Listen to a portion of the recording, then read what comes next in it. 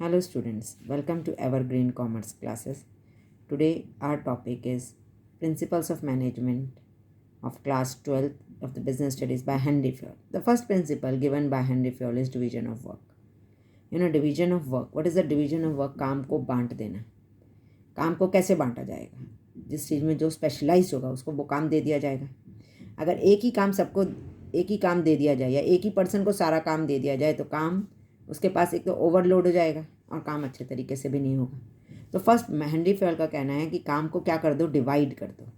काम को सब लोगों में बांट दो. देखो जैसे जैसे इस पिक्चर में एक पर्सन है बॉस ऑरेंज कलर में, उसने अपने काम को 3 पर्सन में डिवाइड किया जो ब्लू कलर में. फिर उन लोगों ने अपने काम को आगे लोगों में डिवाइड कर दिया. तो इससे क्या हुआ, काम एक तो डिवाइड हो गया और काम जल्दी ख़त्म हो गया. और हमें ध्यान क्या रखना है कि काम को हम जब भी डिवाइड करें तो ध्यान रखना है कि काम उनके according to qualification and specialisation ही दिया जाए. ठीक है.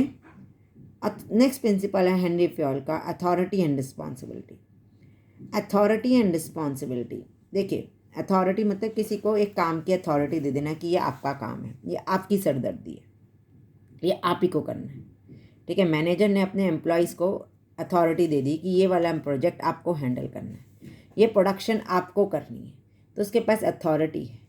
जब उस किसी के पास अथॉरिटी आती है तो रिस्पॉन्सिबिलिटी अपने आप ही आ जाती है. आपको ये एग्जांपल ऐसे लेके देख लीजिए कि आपके पेरेंट्स ने आपको रिस्पॉन्सिबिलिटी दी कि आपने भैया कि अपने कि भाई को अपने साथ स्कूल से लेके आना है, कि अब आपके पास भाई की अथॉरिटी आ गई कि जैसा आप उसे कहेंगे वो वैसा ही करेगा. तो इन द सेम वे जब आपके पास भाई को लेके आने की जिम्मेदारी दे दी तो इसका मतलब आपके पास अपने आप भाई की क्या आ गई, रिस्पॉन्सिबिलिटी आ गई. तो इसलिए कहते हैं authority and responsibility go side by side, ये साथ साथ ही चलती है.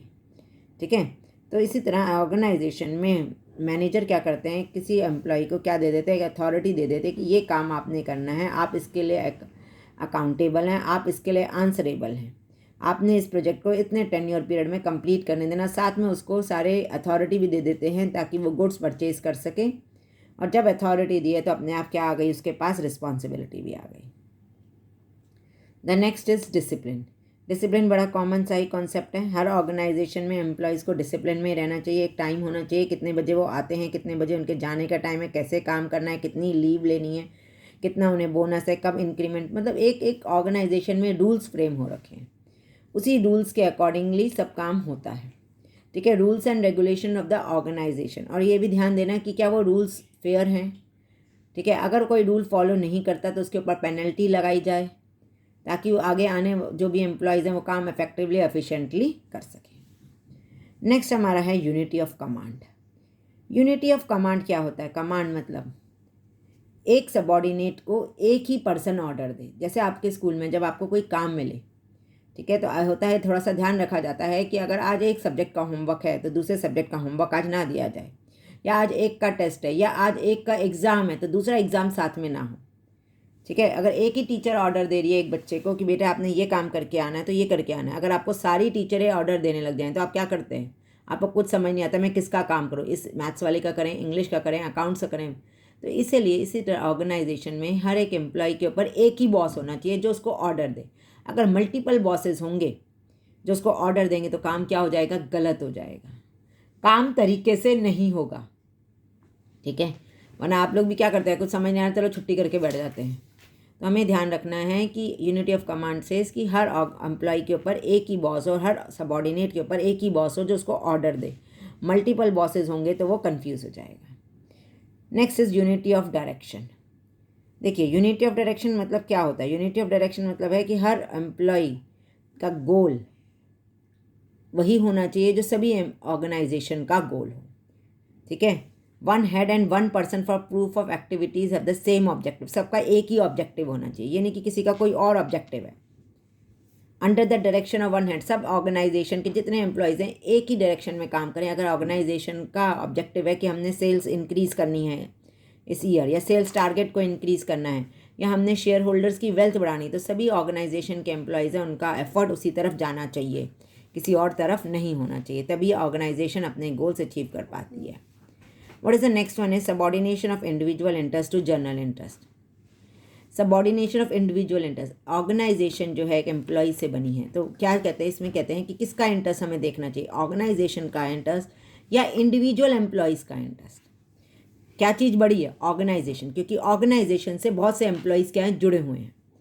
अगर ऑर्गेनाइजेशन का इंटरेस्ट अचीव होगा तो अपने आप एम्प्लॉयज़ जो उधर बैठे हैं उन सबका इंटरेस्ट क्या होगा, अचीव हो जाएगा।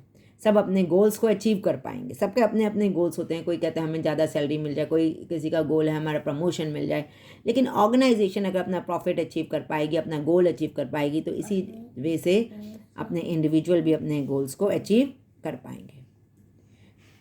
Next is remuneration of employees. Remuneration of employees मतलब सबको फेयर सैलरी मिलनी चाहिए, सेटिस्फैक्ट्री सैलरी मिलनी चाहिए, ठीक है। हारमनी रहनी चाहिए ऑर्गेनाइजेशन में। अगर लोगों को फेयर सैलरी मिलेगी, अच्छी सैलरी मिलेगी, ऑर्गेनाइजेशन एम्प्लॉयज़ को अच्छी सैलरी देगा ताकि वो अपनी अच्छे ढंग से लाइवलीहुड, अपनी ज़िंदगी जी सकें, अपना अच्छा स्टैंडर्ड ऑफ लिविंग जी पाएँ, तो एक एम्प्लॉय उस ऑर्गेनाइजेशन में खुशी से काम करना चाहेगा, वो उस ऑर्गेनाइजेशन के लिए प्रॉफिट अचीव करवाना चाहेगा, ठीक है ना।